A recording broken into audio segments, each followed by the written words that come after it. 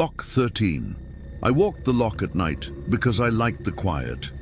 You don't really hear quiet in the city sense. Out here it's the soft ticking of things cooling, the watery lip of a fish you won't see, the damp grit settling in seams you never scrub clean.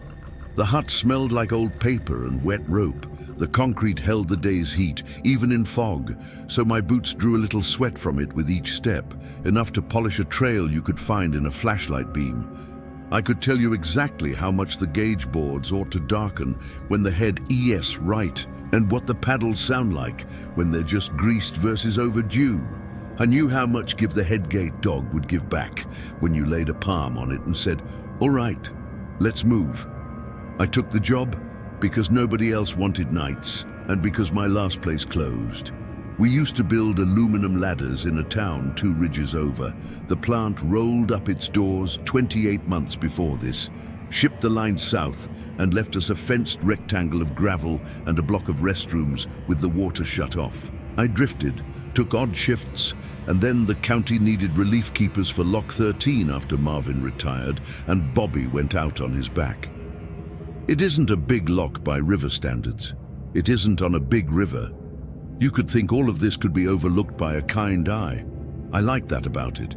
It sits in a damp fold behind a second-growth screen of maple and ash.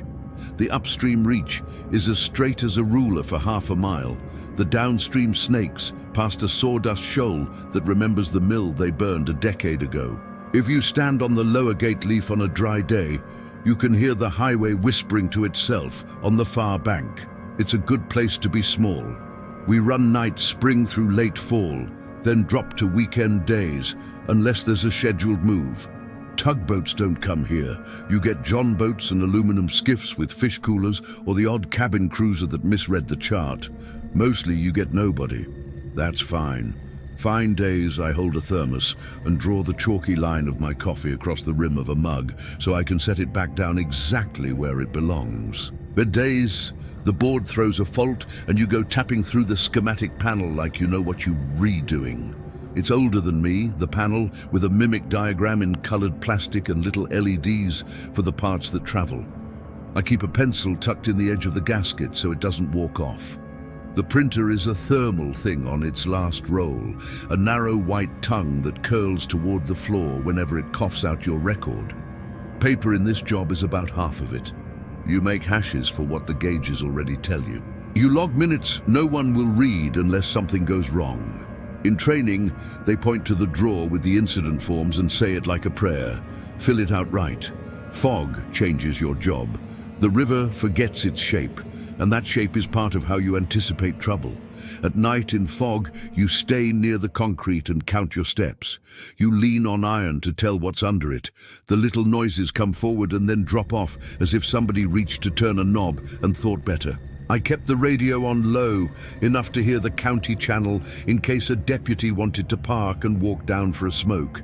They hardly did. Folks don't love the lock at night unless they work it. Their dogs sniff around the fence line and pull back for reasons the dogs don't explain. This was a Monday night, if memory is worth anything, the kind where your hands still carry Monday in them, paper dust under the nails from signing logs, a bitter line from the cleaner you used on the glass, an ache in the small bones from tightening the shackles by feel where they sit under the lip of the yard gate. The arrival lamp over the panel woke green. There had been no horn. The upstream reach lay flat, black as a bad mirror. On the mimic panel, a little red LED crept along the upstream lane toward the chamber. Red is for not yet, not no.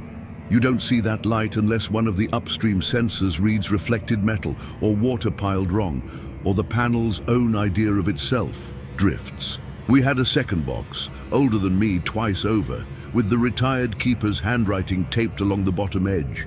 He'd labeled it in the old canal caps, upstream I, downstream I, reject. He favored pencils with soft lead. The varnish had worn where his fingers lived. I keyed the sluice motors to prove the board wrong. Valves murmured open. Water drew down like a breath held and released. Bollards along the wall darkened in ovals the way a man's shirt darkens when he stands in rain and doesn't move. The cleats squealed once, no rope upon it. That's normal when the air's heavy. Steel and water speak, but this was a word without meaning, a vowel in the wrong mouth. The printer coughed a strip. Arrival, so 312, lock 13, vessel. I read it as you would, by habit, my mind catching and moving along, because there's always some clock that chooses a number to favor. Maybe the mole alarm, maybe the old smoke detector down by the sump. You learn not to feed numbers. But then the printer fed a second line, and the second line was the retired keeper S. hand. As somehow the way his words always were, patient the tales of the caps held, even like they were brazed there, do not greet. I stood at the head gate dog because there was nothing else to do. The iron held a heat that wasn't mine, matched warmth. What you feel when you put your hand on a windowsill where someone has been leaning, the ghost of a weight. The leaf eased a hair against the head. I checked the positions against the panel to make sure I hadn't leaned too hard. All right. The chamber sloshed once. In the chamber, a loop of wake found the ladder and climbed rung by rung. I have watched a lot of wakes. They don't usually climb ladders with that much intention. No horn, no radio check. The green arrival stayed green and held like the light had tired arms. I opened the tailgates on the slow count the booklet taught, because you do the job you have. Fog moved past my knees toward the lower reach. The printer spat one last word. Served. I watched the paper curl and thought of the old man hunched in his chair in the hut years back, teaching himself precise caps so he could make a board that wouldn't confuse a green hand. I logged the minute with my pencil and felt the page give more than it should, like the paper had waited for this, the way a door waits to be opened by the person it knows. You build a day out of repeated pieces and try not to attach meaning to any of them. That's what keeps your balance. You get up with your knees feeling older than the rest of you. You eat something simple or you don't. You drive slow because a deer will decide it wants to be your problem. You walk the lock, grease, test, wipe. You drink coffee and leave the mug where it goes. There are days the sound of a compressor coil cutting in and out belongs to you, like wind belongs to your ear. If you start counting how many times it clicks, you'll lose the floor under you, stop on the wrong line, forget which hand you usually use for the gate tool. I was good at letting things slide past me. I'd made a life of it. Nights a long time ago, when I was younger, I used to go stand in the backyard and watch the cold for itself. You can see what's inside you if you stand still enough. I didn't do that anymore. After the paper printed served, the panel dropped quiet. The LEDs went to the sleeping heartbeat they have when the system's between states. I sat and let the coffee go to the stage where it tastes like a penny in your mouth. Then I poured it out in the dirty sink and washed the mug. Water came out of the tap, dragging a cold pipe smell from the hut wall. I dried the mug on the old towel that has lost its edges to time its border more suggestion than thread. And I found myself for no reason reading the loops of wear, as if they said a thing like the board did. I put the mug back on its ring on the shelf. The circle is a faint grey shadow, a halo from years of setting it in the same spot. If you put it anywhere else, you think you'll lose the mug in your own hut. Next day, the foreman called. He didn't come down. He said, "How you doing up there? Any weirdness? Any coyotes?" He liked to say coyotes like they were a condition you could log. I said, "Everything runs. I'll grease the tails tonight if the weather holds." He said, "Okay. You need anything?" I said I could use a roll for the printer, and he laughed and said, "We'll see if the surplus barn has something that fits. You take care." His voice carried the patience of a man guarding a budget he didn't invent. I didn't mention the paper. I meant to mention it, didn't. There was a retired keeper in town, a man named Henry with a shoulder that had cut him down 2 years before. He still stopped by once a month to pick up pop cans from the bins by the picnic tables, even though the tables had been moved off for weather and the bins were empty. He took the metal to a boy on the hill with a shed and a scale and said it made him feel tidy. I asked him about the old caps once. You don't see that hand in too many places now. He said it came with the job. Back when the county didn't buy signs, you made your own. The caps leaned obediently forward on the paper. His hand trembled and the pen line didn't know which tremor to honor. But if you looked sideways, you could see the old steadiness occupying the space. He would have liked the warning. He would have nodded and not asked a question. Lockkeepers know how to skip questions like a flat stone. The answers don't do anything for you. Tuesday afternoon had a damp wind that moved the tops of the poplars and left the ground air stalled. The hut lifted when you opened the door, the way buildings lift, relieved, startled, as if they had held their breath for you. I set my thermos in its place, and the ripple that ran the coffee against the lid had the same tiny scalloped edge as the wake that ran the ladder last night. You could tell me that's because small waves look like small waves, but I felt it a way you can't show someone else. I wiped up a ring without needing to, a ring that hadn't formed yet, because I could see where it would be, think the cloth into the future. 3 hours after full dark, the arrival lamp woke again. No horn, no any.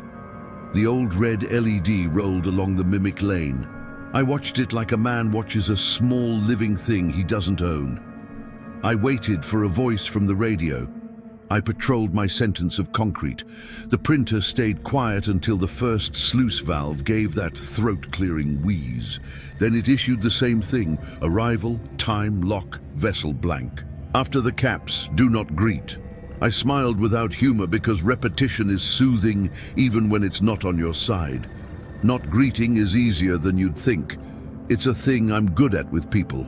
A horn calls for an answer. The radio calls for an answer. A green lamp does not. You can hold still through a lot of invitation. I opened and closed like the book says. I counted down. I watched the weight print itself in ovals on the bollards. A loop of wake found the same ladder and climbed, rung by rung, as if something aware of ladders wanted to set foot on something it knew well. I set my hand on the iron again, and it held a twin heat.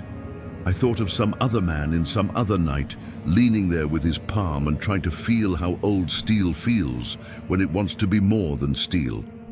The printer said, served. I logged the minute. The pencil dug.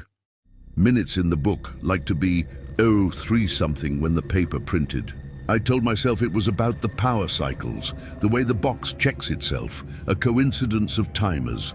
The mind is a good fox. It finds any hole. I let it. Wednesday, Deputy Whalen came by with his windows down and his jacket off his shoulder, like he wanted me to see he still wore the badge even off his shirt. He's got a boy in ball, or did before 2 summers ago when the boy quit. He said, "You hear the advisory?" I said, "What's that?" He said County posted a fog advisory for the Riverine Corridor, which is a phrase you only hear when a county engineer wants to sound like he trained for bigger bridges. Fog advisory means no voluntary night travel for small craft, no alcohol in public parks after 10, no swimming, no fireworks, and please don't call dispatch because you hear a voice and you're alone. He said it smiling. He held a strip of paper he read from without looking at it. He said, "You got my number." I said, "I got the whole sheet taped to the wall." I do. The numbers are all old by the time they stick a new sheet. Whalen looked up the reach and down. He sniffed the air the way a man with a sinus problem sniffs. He said, "It's like when the paper mill was still alive, isn't it? How the fog tastes like something trying to finish a sentence." I said I didn't grow up here. He nodded like that fact was a bruise. He left me a paper cup of coffee from the sub shop that sits 2 hills over. It tasted like a shadow of coffee and a real presence of the cup. I drank it anyway because it would be a thing I could do and then be done with. Night came just as slow Thursday and dropped just as heavy. The lamp woke again. The board ran its small red dot. The paper printed its words, "Do not greet, served." I thought of the old man never letting a paper go to waste, and I thought of this loop of paper unrolling itself forever on my hut floor, white tongue licking the dirt, a snake that didn't know what part of itself it had been. If anyone had been with me, they would have said, "You're losing it, man."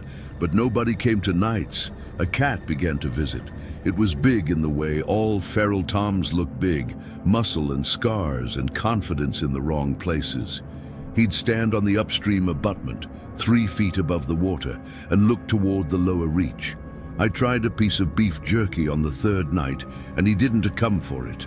On the 4th, when the red dot didn't move, but the lamp glowed like it had been lit underwater, the cat watched whatever I served, and then turned his head very slowly toward the hut. His eyes reflected where the lamp had bounced. They were ordinary cat eyes. He did not blink. I told him to get. My voice sounded like the sound the tailgate makes when a branch moves in it. Human only if you want it to be. The cat slipped away.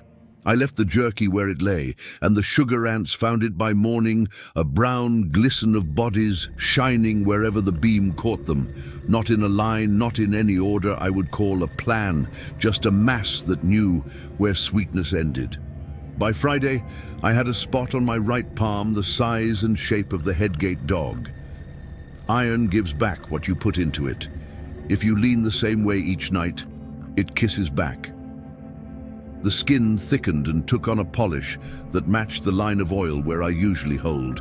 This is how you can see yourself reflected in your job. Little ridiculous points of pride appearing in places no one looks. I didn't say to myself I circled back to that spot because I needed the match of warmth. I said to myself, habit is the friend of good work. I stopped taking breaks in the hut when the lamp greened up. I stayed on the concrete, counted to myself, and kept away from the cleats nearest the water. The cleat had squealed on the 1st night, then the 3rd, then the 4th, and I felt a sequence building that would put its foot down on my chest if I named it.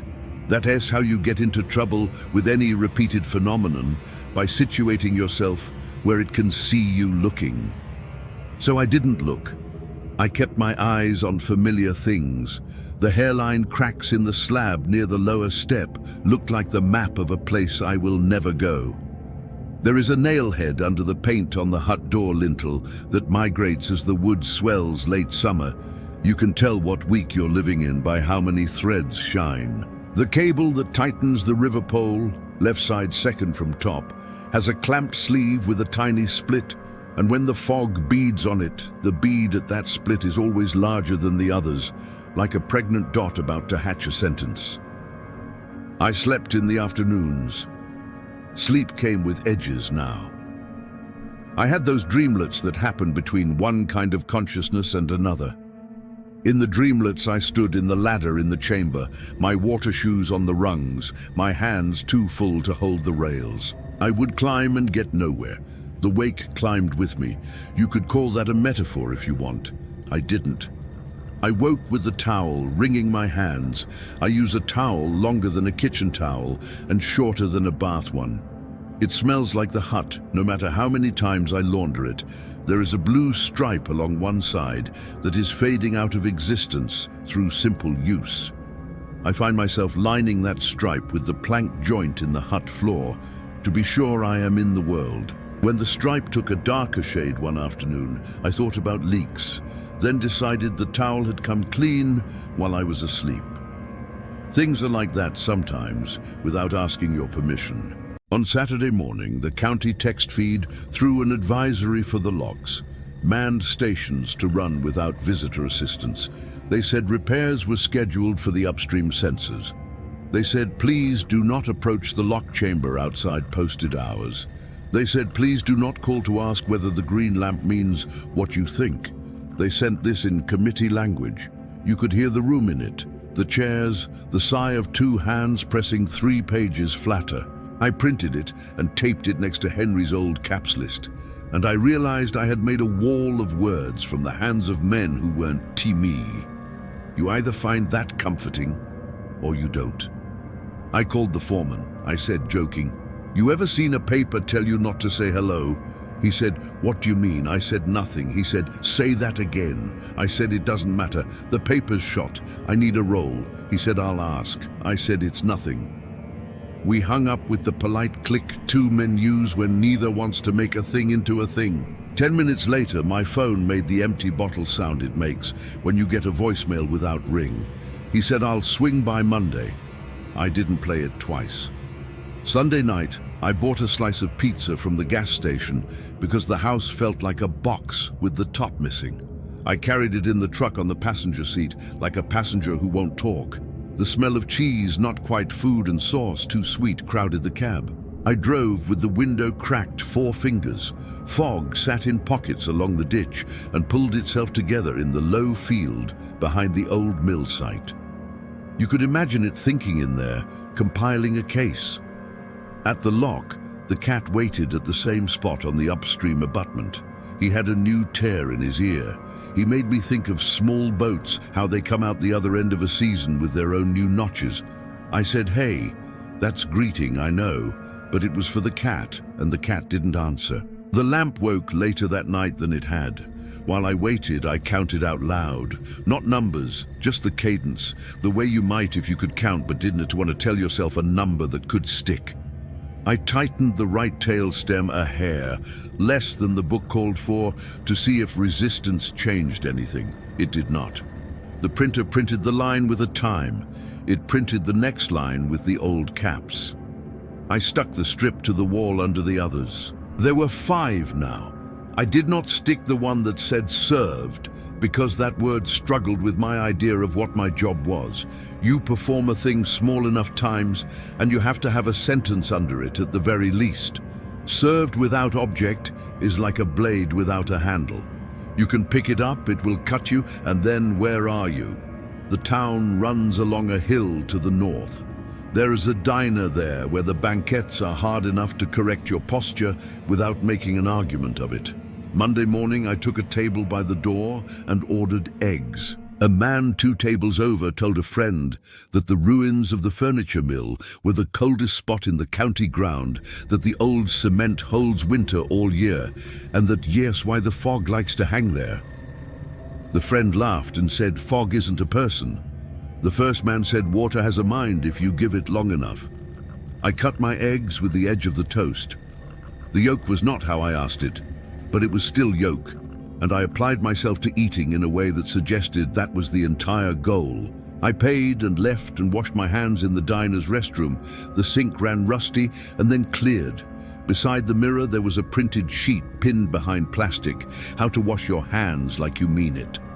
The diagrams were in a cheerful blue. The man in the drawing had a rounded head and no ears. I cleaned my hands the way the paper wanted, though I never do that normally. I dried on a towel that had eaten too much dryer fragrance.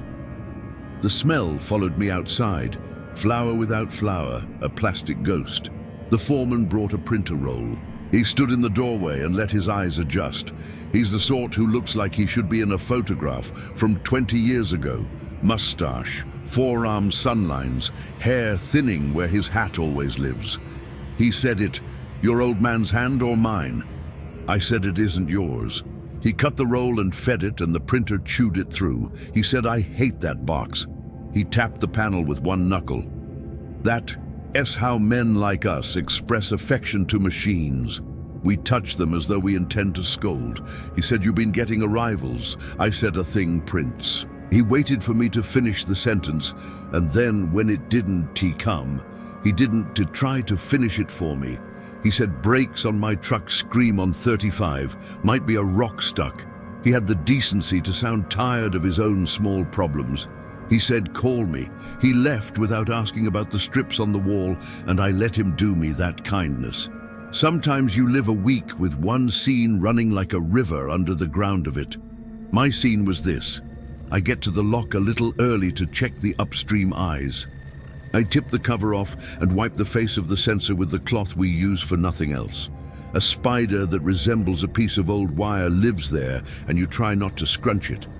The lens is the size of a coin, and fog beads on it healthy. You'd think an infrared beam wouldn't care. You'd be right and also wrong. Fog tells lies of every kind. I close the eye and go back to the panel. The green lamp sits cool and unlit, and then it isn't. The printer breathes. The paper curls. I hold the strip up to the hut light, and the letters taste like the inside of aluminum as they go through me. Do not greet. That scene ran under me as I changed what kind of coffee I bought and whether I put milk in. It ran under me when I stopped bringing the milk at all, because the hut fridge began to hum when the lamp did, not before, not after. It ran under me when I went to do laundry and found I'd put the towel in a day before by mistake and hung it damp by the back door. The towel was dry and lighter, and the stripe had nearly gone. I stood there and considered whether to retire it like you retire anything. A truck you can nurse for 5 months and then can tee a wallet with no edges and more than one scar, a kind of life you can't afford and could pretend to for a little while. Tuesday, I called Henry.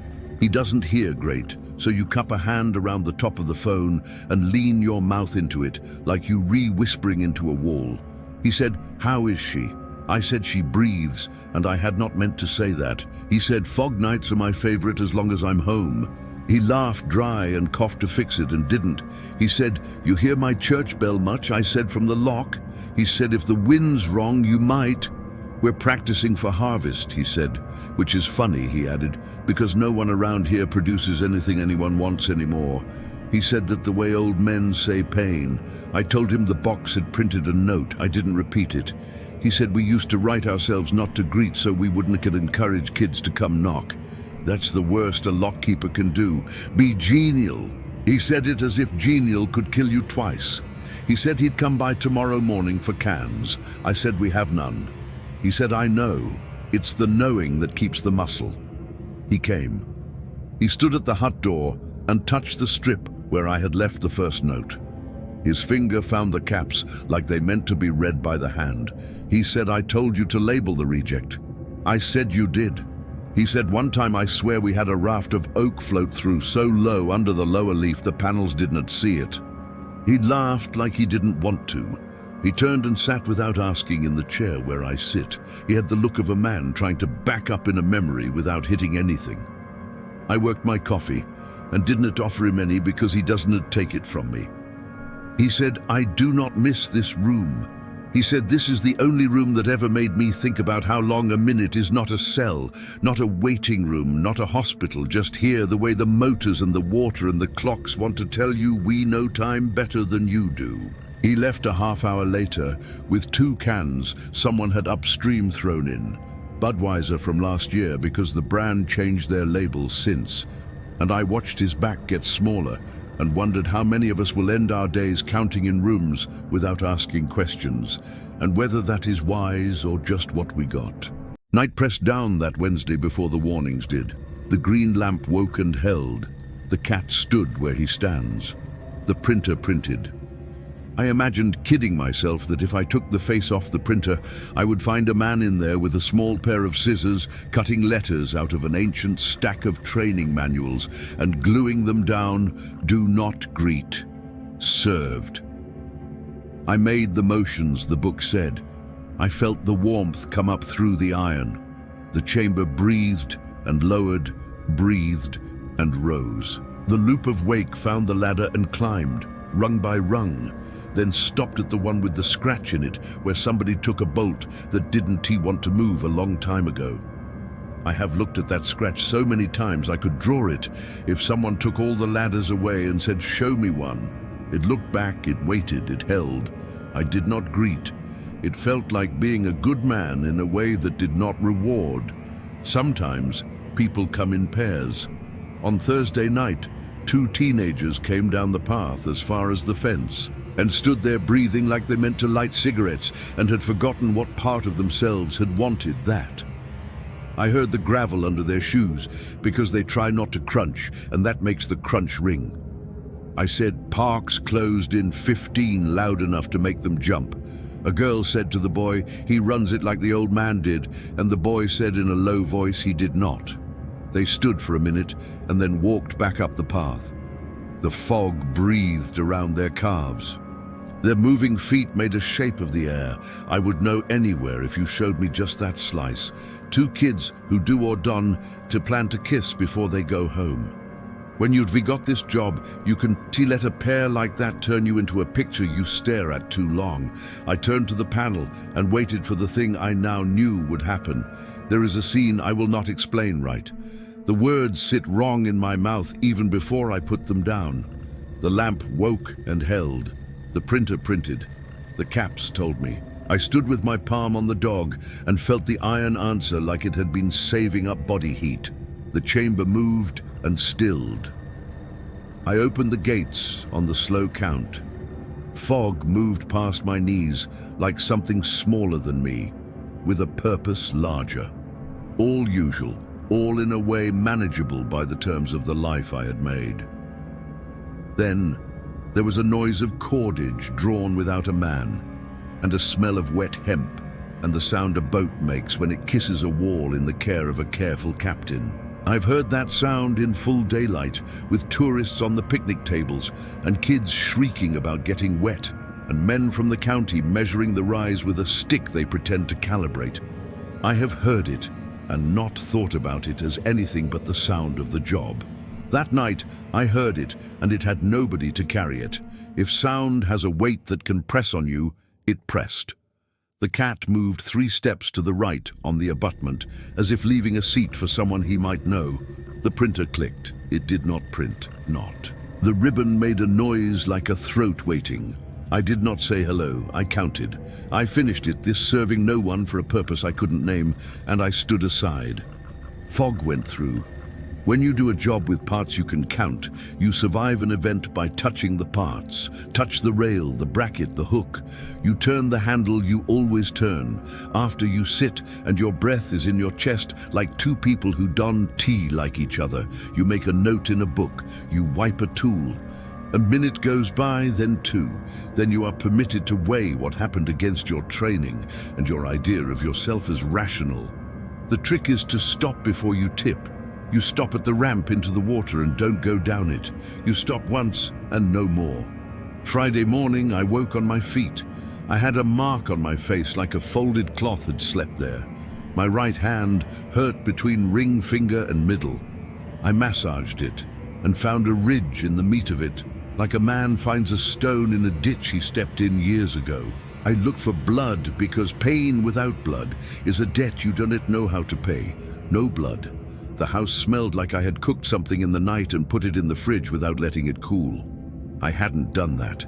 The fridge hummed like it had learned a song. The hum picked up a note as I opened it, and the note climbed to find where my breath sat, then sat with it.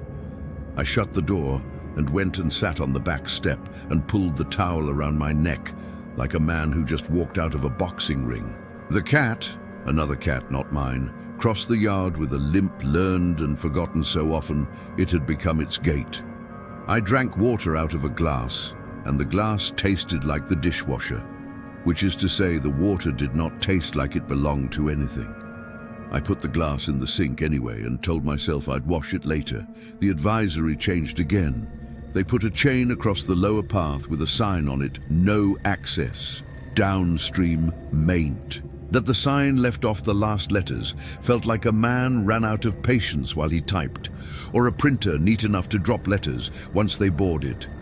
The chain clinked where it hung from an eye in the fence post, and the sound traveled up the post into the wire and along the wire with the tone that used to come through the radio when someone keyed the mic with their thumb on the wrong button. I kept my radio off the clip and on the shelf because I didn't want the weight on my shoulder. The weight felt like something you bow to. I got through the next days by not hearing the lamps as sounds. They are sounds. When the green wakes, it gives a click in its throat. When it holds with a body. The printer's little motor has a particular tone early in a roll and another late. The sluice valves learn your count and anticipate the higher numbers with a breath of their own. At the sink, the water likes to run early in the night and not late. I know that's about pressure in the hill. I still found myself waiting for the right tone before I let my hands go under. It rained on a Tuesday, and the edges of everything softened. The book you touch bumps and disappears in the paper. The concrete takes the rain and becomes an answer to a question You didn't ask. My boots took on a smell of damp leather that added to me like a second person going where I went. In the hut, I turned the towel and turned it again, set it where the air comes in under the sill, and patted it like a dog I didn't own. That night, the cat didn't come. The lamp did. I served whatever asked. The printer coughed its note, "Do not greet." A second line tried to climb out under it and failed. I looked for it with my fingers, and the paper was smooth. I left the strip on the desk, and when I lifted my hand, the heat that had come from touching iron came from touching paper. I am not the sort who tells people things. People pull at a story until what kept you together comes off it. You find yourself nodding and including details you would never notice in any other context. Details you are sure now were there, but that you could not swear to before an honest judge and the maker of the river both. I didn't tell the foreman. I didn't tell Waylon. I didn't tell Henry. I did stop by the church in the afternoon, the way men my age stop by places, looking for a bathroom or a bulletin board. The printed sheet said the harvest supper wanted bake sale items. The organizers laid out a form asking for your name and what dish you would bring and if you would stay to clean. I held the pen and did not write. In the back, past the drinking fountain that throws a pellet of tin flavor into your mouth with the first swallow, there's a little alcove where they put donations for the food pantry, cans lined up like men at the post office. I had the idea of setting the strips from the printer there, like the thing the lock asked for belongs with green beans and pasta. I brought the strips in my coat pocket. I reached into the pocket and found the towel, not the strips. The towel I had left in the hut with its fading stripe and its smell of my hut. The towel was dry and warm. I tucked it under my arm and left with my coat zipping itself in a kind of hurry I would not express. We had a meeting the next day in town. Just me and the foreman and one other keeper who runs the upper lock where nobody goes because the tourist map is wrong by a page. We sat in a room with a window that looked across a parking lot at a wall and pretended we were not looking at the wall as much as we were. The foreman said the sensors are doing a thing. He put in language from the county, refractive index, dew point inversion. He said it in a way that asked us to believe it, not because it was right, but because it would lower the room's weight. The other keeper looked at the side of his hand like he had a splinter. He said, "My printer won't print." I said, "Mine prints." He said, "Lucky." We left, having accomplished no more than 3 men in a room accomplish when none has the power to change anything but the way his face sits. On my way down the hall, I stopped at the display of photographs. Lockkeepers from 100 years ago looked back at me with the uniformity of hair and jaw you only get from a single barber and a life of single meals. The caption under one said 1919, first night shift after war. Someone had later written beside it in small pencil the sentence I wasn't itty meant to read, "Never talk to the water when it talks first." The cat came back. He was leaner now and moved stiff. He stopped looking at the lower reach and watched my hands. If I stayed still long enough, he lay down and wrapped his tail around his front feet in a way that made him look like a statue somebody set down and forgot to take. He stopped disliking jerky. He began to like it too much. That is how you find yourself in charge of a thing you didn't intend to feed. I started checking the lock earlier each evening, a half hour creeping to an hour before shift. I told myself it was about light, about seeing what I could in case I needed to speak to it later. I never needed to speak to anything. I walked the length of the chamber and counted steps and read the stains on the wall like they were an old script, and some of them were. Men had scratched names into concrete as it was curing a century back. Those scratches are shallow and look like a child's effort to make his name present to a parent. I traced one with a finger and got lime under my nail.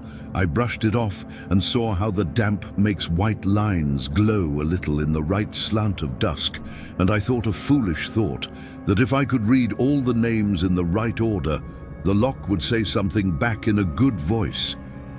Then I told myself to stop making a god out of work. I used to make that in particular to talk me into bad sleep, Two boys tried to spray the graffiti of their family name on the lower gate leaf one twilight.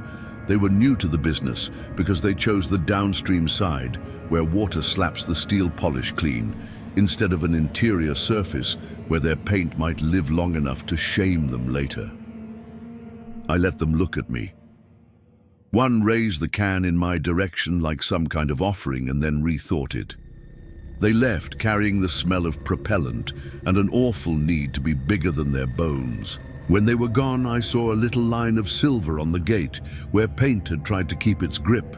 It looked like those streams you see on a map drawn by a child of a place he doesn't live in. On impulse, I touched it.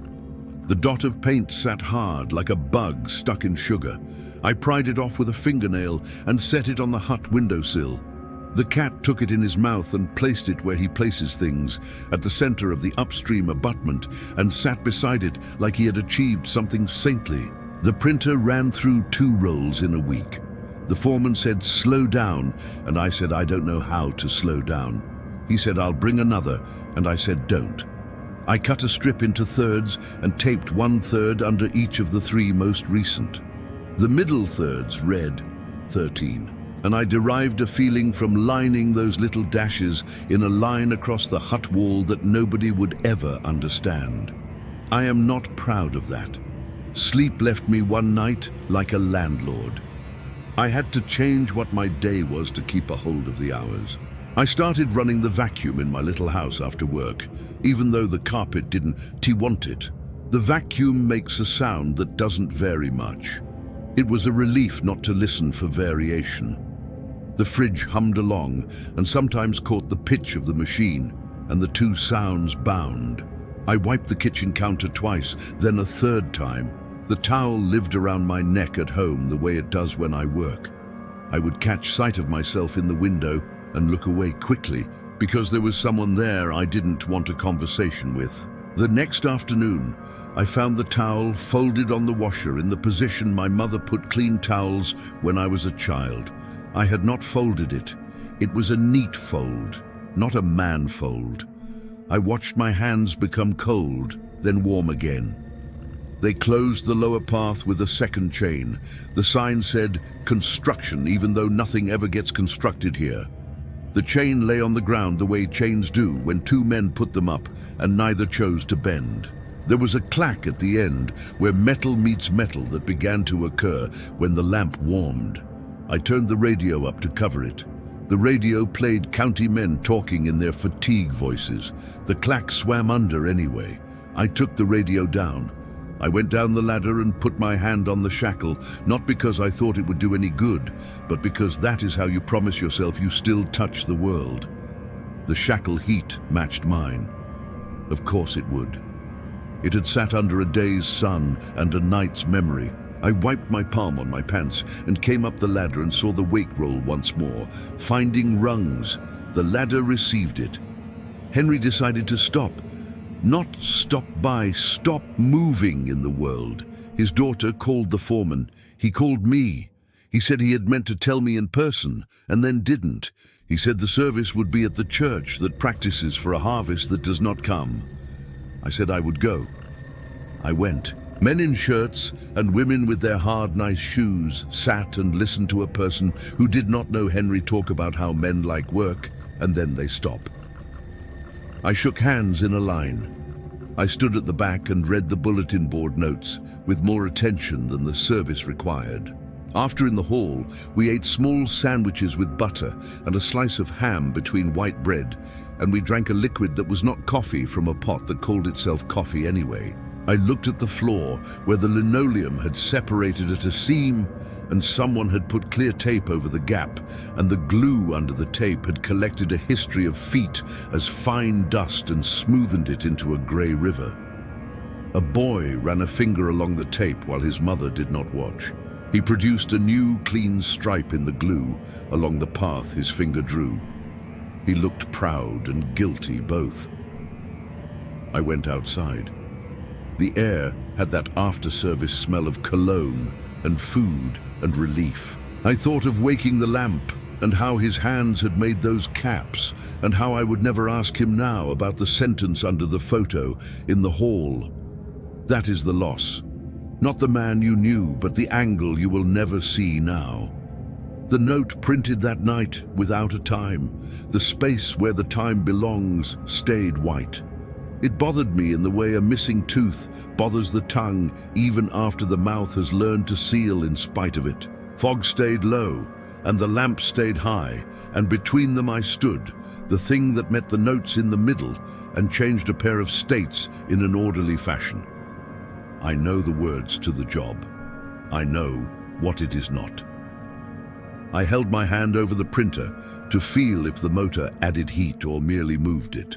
I told myself to write an incident. I stood up and got a form from the drawer and filled in the lines I could. I wrote, "The unit produced print without time indicator." I did not write anything about the cat, who stood on the abutment and made a small cry across his breath like a man who has been cold too long and won't admit it. I signed the bottom. I held the paper with both hands and looked at where my name looked like someone else. S-Hand had learned my letters. I set it down. The fridge in the hut hummed in a voice I would have recognized in the dark. It matched something under my sternum, and I had to stand to let it pass. You could call the night that came a kind you get once a season. Wind from the west, fog from everywhere, a curve in the air that pulls all the tones into one long note your ear turns away from. The lamp woke green and held in one unblinking piece. I did not hear the printer. The cat didn't come. I walked the concrete and held my hands out at my sides to feel air temperatures where they changed the way a man will feel out a draft in his house. In the chamber, the loop of wake found the ladder, climbed and didn't stop at the scratch. It climbed the rung above, then the one above that. You might tell me that's just a bigger wake. I would accept that. I did not accept it then.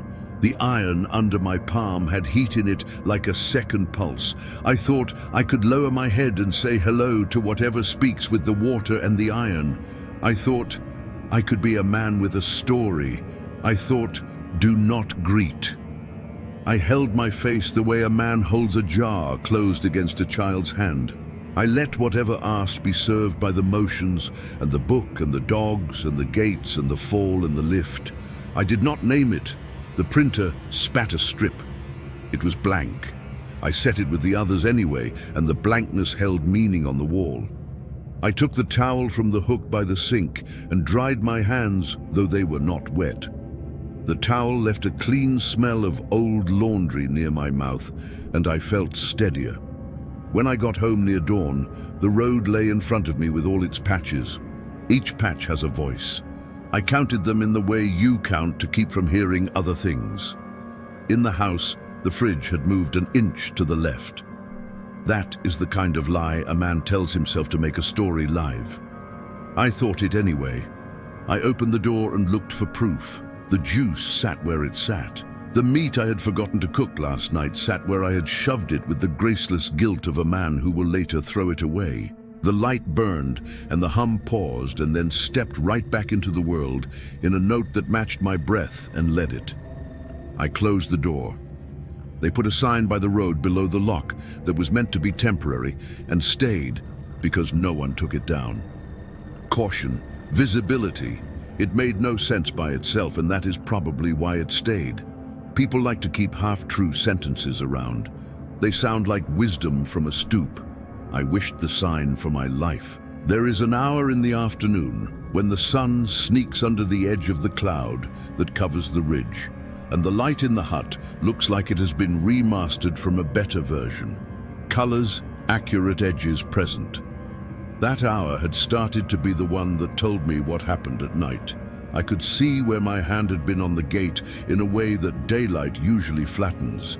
I could see where a boot slid, a mark I didn't own, or a rope lay, a long line I hadn't to set. The smell that lives under the smell of wet concrete, a metal sugar that belongs to old iron, brought up in me a thing like the memory of biting your lip too hard as a child and tasting the wrong in your mouth.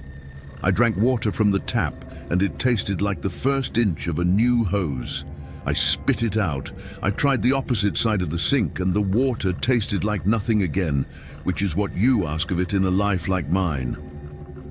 The towel on the hook had a fold in it I didn't make. I unmade it the way a man unknots a necklace someone else threw in a drawer and then feels like a hero for. They cancelled night operations up at 19. The sentence came through on the county feed with the firmness of a man with a clipboard from another town. The note said, "Due to diminished demand and weather, the lock will operate by appointment only." I was not 19, we were 13, the kind that lives on a list because the list was printed.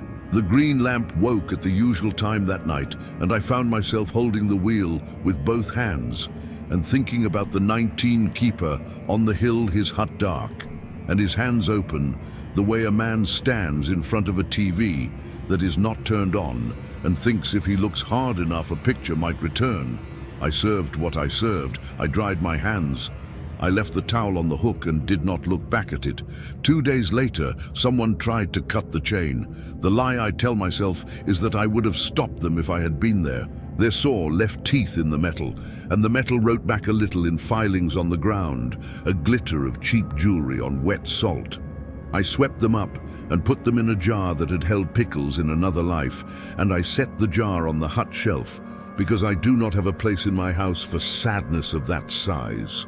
The cat sniffed the jar and knocked it over, and a pinch of filings went into the towel and stayed. I shook the towel, and the filings bedded into the nap, and now when I wipe the counter there is a tiny metallic sound that only I know. I tell myself that is the smallest possible music, and that I am allowed it. I had a dream that the water was empty, not low, not dry, empty. It had been relieved of its waterness, and lay on its bed like a bed without a body. The smell left the air in that dream in a way that made me wake with my mouth open and my hand at my chest because I did not know how to breathe that. Dawn looked like confetti torn from a grey shirt. I drank coffee I didn't want, and the fridge sang its quiet song exactly on the minute that the lamp would later wake, and I decided not to make what it asked into a calendar. The night I broke had rain in it. A fine rain, the kind that seems to come out of your own skin rather than fall from anywhere. The lamp came and sat with me. The printer did not so much print as breathe. The caps came, and I put my hand on them, and the paper gave back a heat like lips. I had the thought men have when they want to refuse an instruction politely. What harm could there be in a courtesy? I thought, nothing will answer if I offer a single word. I pressed my palm flat on iron and felt the old heat lift like standing up. I said hello. It was not a word out loud. No one else would have heard it. I know what a lie is, and this is not one of those. It was a word I put into the iron with the base of my hand and the roof of my mouth behind my teeth. The wake that had been climbing the ladder climbed and did not stop until it found the top. The lamp went darker and then continued to hold green, as if the light had been wrapped in a cloth and then the cloth taken off. The printer spit a long, uncut strip, and the word serve did not appear. The towel fell from the hook behind me with a whisper of fabric trying to be a person. I turned and reached for it, and my hand did not find it, and I found the counter with the skin below my ring finger, and felt the filings bite in, as if to say, "Be here." I bent and picked the towel. It was not a towel. This will sound like a sentence a man writes to be believed and isn't, but I tell it as the only sentence that finds me now. I picked up an old shirt, not mine, worked so thin you could fold it into your mouth, with the letter H written on the hem in caps that leaned not forward now but back, as if they wanted to sit in a chair and not go anywhere. I smelled it. It smelled like a hut at night. I put it on the shelf and folded it. I did not turn around again for a long time that has no number. The foreman said we'd be closing 13 early for the season. He said the county had no appetite for running nights when the advisory stayed posted, and there were no visitors, and the board spent through rolls like a gambler. He laughed in a way that asked me to join his side, and I did not. And his laugh made a little shape in the air that then took the shape of hanging forgetfulness. He said, "Do you need anything up there to button it for winter?" I said I could use oil. He said, "We have oil." I said, "Good." He said, "Also a sheet of plywood for the north door, the swell." I said, "If the yard has it." He said, "I'll see." We hung up, and I stood with the phone in my hand thinking about how much we think we both said in a conversation, when really none of it happened, except the holding of a thing you can talk into. The last night on the schedule, the lamp woke green. I could make a case for us and against us both. Fog held to the canal. The rain had rinsed the leaves and left the smell of brown paper on the banks. The printer found the caps without being asked. "Do not greet." I told myself I had not greeted last time in any way the book would recognize. That's a way to defend a soul to yourself. The iron took my hand and gave back heat, like a man's shoulder in a suit coat that wasn't meant to get wet. The ladder rang in the smallest way as the wake reached for it. The cat did not come. The chain did not clack. The fridge in the hut hummed, and the note matched a frequency that belonged to the fill in my ears, the one you get when you leave a loud room and enter quiet, and your body produces a note to fill the wrongness. The paper waited to be fed. I did not give it my attention. My attention sat at the edge of the lower gate and looked down river where the reach makes its second smallest bend, around scrub that would be willows if someone gave them a reason. I did the motions with care. I thought if anyone asked, I would be able to say I had not abused a thing. I touched the panel lightly. I counted slower than usual. I left one dog where it lay for a second longer than the book likes, and then put it home. The moment between should and done, stretched in the way these moments stretch when your chest has an extra person in it, one that wants to go, one that wants to stay. I held the two men apart. When the lamp went dark, I felt something lift from my face I hadn't known was on it.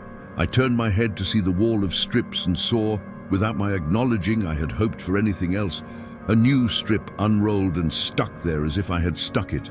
The caps showed a word I did not expect because the hand had failed at the last stroke and made a mark like a nail. I read it anyway, the only way it wanted to be read. Deserved. I didn't sleep that day. I sat in the chair at my small table and watched the spot on the floor where sunlight comes through when the angle is right. It didn't. The fridge hummed a little, and the house took that hum into itself and made all its boards agree. In the afternoon, I went to the hut with the oil can because that is part of putting a place away. You give the moving bits oil before they sit. You put the towel in the bin and you wipe the counter bare of hands, and you write a note for the next man who comes after winter, if somebody comes at all, to tell him what you know, and you leave it in the drawer where the incident forms live. I wrote, "Drain and grease tails. Head dog needs short shim. Upstream eye. Wipe lens." I wrote, "I kept the place clean." I did not write anything meaningful. Meaning took a run at me, and I let it dash past. I folded the note and set it in the drawer. There were filings there from the chain, and I brushed them aside with the back of my hand, and they stuck to the towel shape in my mind. I waited for the lamp, knowing it would not come, and the waiting had a depth I did not want to measure. On the first off night, I found myself driving out the road toward 19. The town sits between like a breath you hold too long. The other lock has a hut you could put in a museum if the county liked museums. I parked by the post that says stay out and walked up the path because one chain is a suggestion to the sort of person I am when I have no orders. The hut window held a reflection of the river that was behind me, and I looked into that river, and it looked back the way water does when it doesn't care. The panel sat dark enough to make me feel it had been turned to face a wall. The floor inside had clean patches where the pieces of furniture aren't. I breathed the smell of unworked iron and paper, like the inside of a safe. I looked down river toward a bend I did not know by heart. I stood there until dark stopped being a condition and became a statement. Then I went home. The week after, the foreman called to tell me a truck would come for the gate wheel we shipped to a shop every other winter for a reface. He said I should be there to help load if I felt like it. I said I did. I came in a half hour early, and the truck came late, which is the way these dances go. And the man who got out wore a shirt that said something about a team I do not follow. He said, "You ever serve anything this time of year?" And I said, "Only what asks." He squinted like I had said a math problem. He helped me lift, and we scotched the weight on the pallet and bound it with plastic tape. The tape has a sound that settles your brain if you let it. You pull, and it stretches and sings, and then it grips. He drove away with a forklift beep down the slope. Unnecessary, as if he meant to declare his presence to a thing a man had made and abandoned. At home, the fridge did not hum. It gave its duty to the afternoon. The kitchen air held a stillness, like the house would listen if I said a word and then not show me whether it heard. I opened the door because I needed the light you put there when other light is wrong. Inside, the thing I had meant to cook sat still, not spoiled, not wise. I leaned my forearms on the counter and pressed down until my wrists complained. I took the towel from where I had left it and put it around my neck. The towel was a towel again. It had a blue stripe gone to a guess. I pressed it to my mouth. It smelled like me and a place where I had been. You go on. You go into winter. You cover things and write your name on them in marker and pretend you will come back and make them be what they were. The river will wait for you at the spot you left. The fog will have other ideas. I walk the path sometimes anyway and stand outside the fence and look for nothing. The chain laughs as chains do. When the wind takes a run along the concrete and shakes the railing, I can put my hand on the dog and feel the old heat, or tell myself I do, which for either case is enough. The strips live in a drawer in my kitchen now, at the bottom where you keep tools you touch only when something small that held your life together comes apart. I open that drawer some afternoons and run a thumb across the caps. The retired keeper's hand ages the way yours will not if you save it on paper. Do not greet. I hear in those words a kind of love I would not have recognized when I took this job. A way of saying, keep yourself, keep your invisible parts. I have a crack in my front step that fills with leaf skins in fall. Sometimes I think about taking a knife to them, scraping the line clean, letting the crack be the crack again. I have not done it. The leaves lay and rot and turn to a line of soil the width of a finger. In spring, something like grass grows there. It's the wrong place. It is the place that exists. We will open again. The book will ask its motions. The board will light green or it won't. A person will blow a horn just to hear himself in the fog. He will be a boy pretending to be a man, or a man pretending not to be a boy. I will serve what asks the way I know how. Some nights I will think I hear the sound of a line paying out. I have never owned line, but I know the sound. And the smell will be of wet hemp, a history held wet and not used a weight traveling where it has traveled before. On those nights, I will lay my palm on the iron and feel its answer. I will dry my hands on a towel that carries no stripe and still insists on being mine. I will count when I need to. I will not greet. And if anything answers, if the printer finds the retired man S-hand and carves a word for me with heat and paper, I will file it carefully, the way you put away the last thing a person made for you and live with it folded near until it changes shape against your ribs and you can tell where your life ends and the room that keeps it begins. If this story lands with you, please like the video, subscribe, and share it with someone who enjoys quiet, literary horror. Comments are open. Tell me your favorite image or line.